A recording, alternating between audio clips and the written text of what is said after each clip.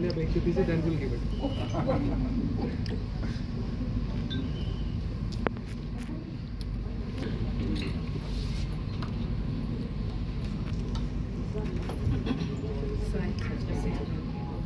This experience. Yeah, the ring was for tonight.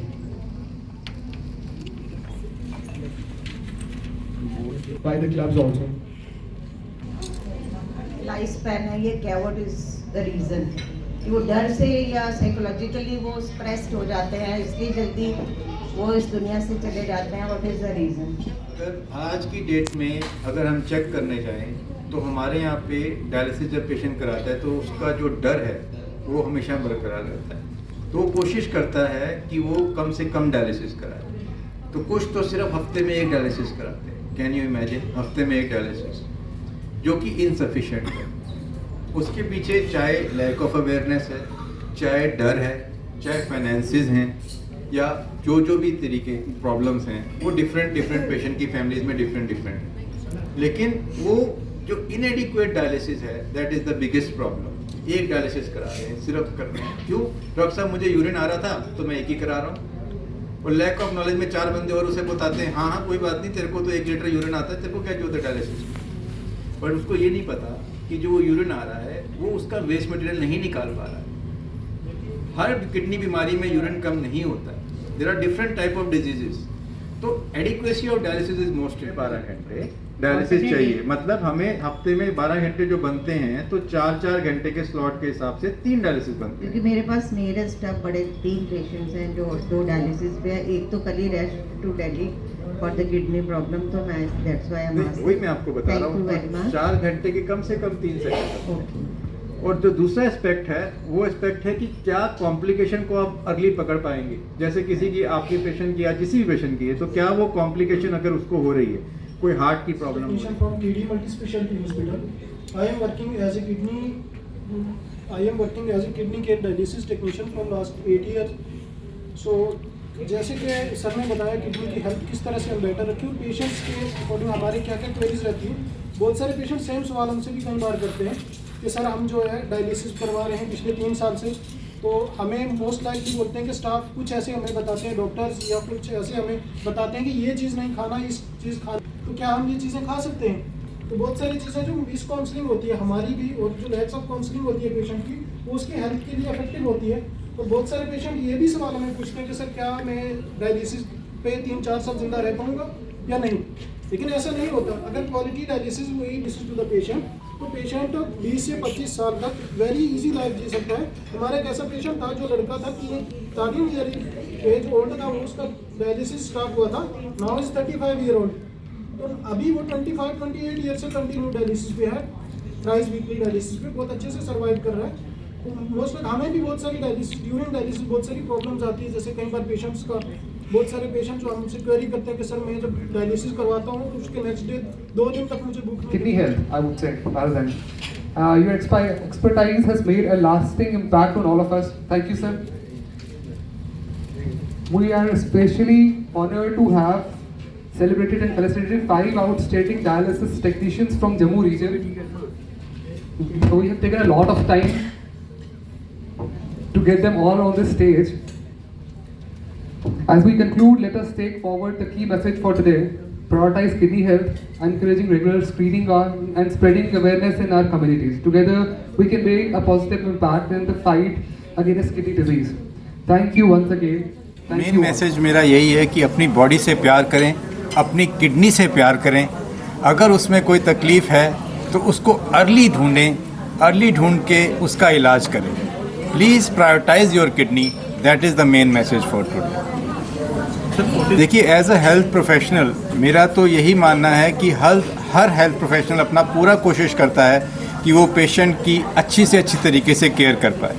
इसमें उसका role है, इसमें हॉस्पिटल का रोल है, हॉस्पिटल के स्टाफ का रोल है। फोर्टिस एक बहुत बड़ा ग्रुप है जो कि इस चीज़ के लिए माना गया है, अपनी एक्सपर्टाइज के लिए, अपनी मेडिकल केयर के लिए। तो मुझे पूरा ट्रस्ट है कि वो ग्रुप ज़रूर पेशेंट्स की हेल्प करेगा, करता आया है और आगे भी करेगा, तो बेस्ट केयर प्रोवाइड करने की पूरी कोशिश करेगा। मैंने अपने इसी थोड़े अवेयरनेस टॉक में ये भी बोला था कि इसको एक दिन का प्रोग्राम मत समझिए। प्लीज़ इसको शुरुआत समझिए।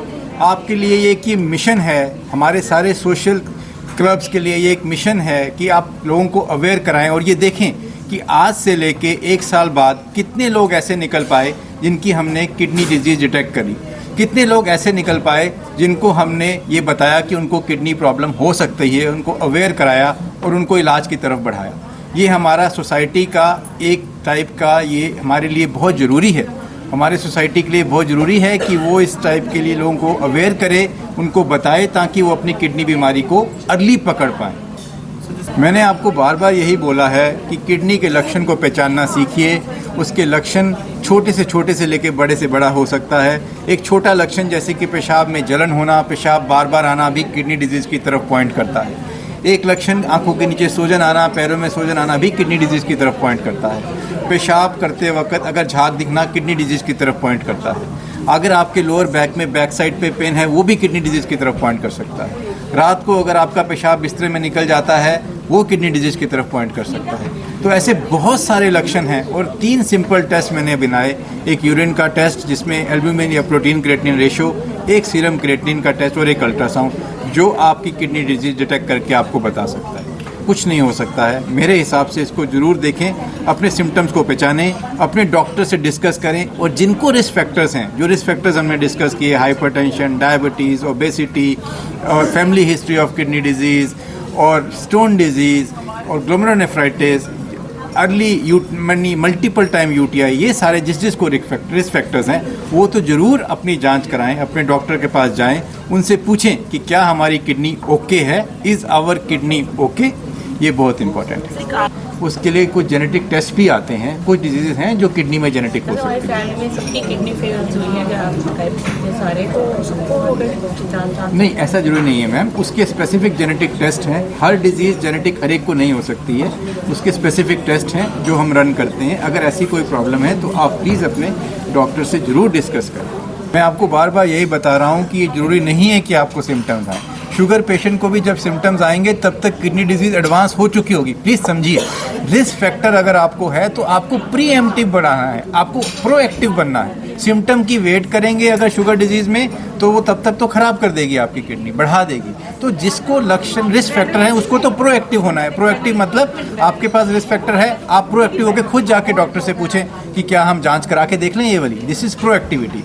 और अगर आपको कोई लक्षण नहीं है, कोई रिस्क फैक्टर नहीं है, तो आपको छोटे छोटे लक्षण की तरफ ध्यान देना है कि क्या आपको पेशाब में झाग बनती है, क्या आप बार बार पेशाब जा रहे हैं, क्या कोई जलन है, क्या कोई बैक एक है, क्या कोई सूजन है बॉडी के अंदर। ये इस टाइप के रिस्क फैक्टर, इस टाइप के सिम्टम्स अगर आपको आ रहे हैं, भूख कम लग रही है, स्मेल आ रही है ज़्यादा, ये तो एडवांस डिजीज़ में अभी होने लग जाता है। अर्ली डिजीज़ के अंदर छोटे सिम्टम्स जैसे कि बार बार पेशाब का जाना, पेशाब में झाग बनना, पैरों में सूजन आना, आंखों के आगे थोड़ा सा रात को उठे सुबह उठे तो सूजन आ जाना, ये अर्ली डिजीज़ के सिम्टम्स हैं। इसको ज़रूर पकड़िए। और रात में बिस्तर पे बेड करना भी किडनी डिजीज़ की सिम्टम हो सकती है, बेड पे यूरिन करना भी किडनी डिजीज़ का सिम्टम हो सकता है। इसको भी पकड़िए।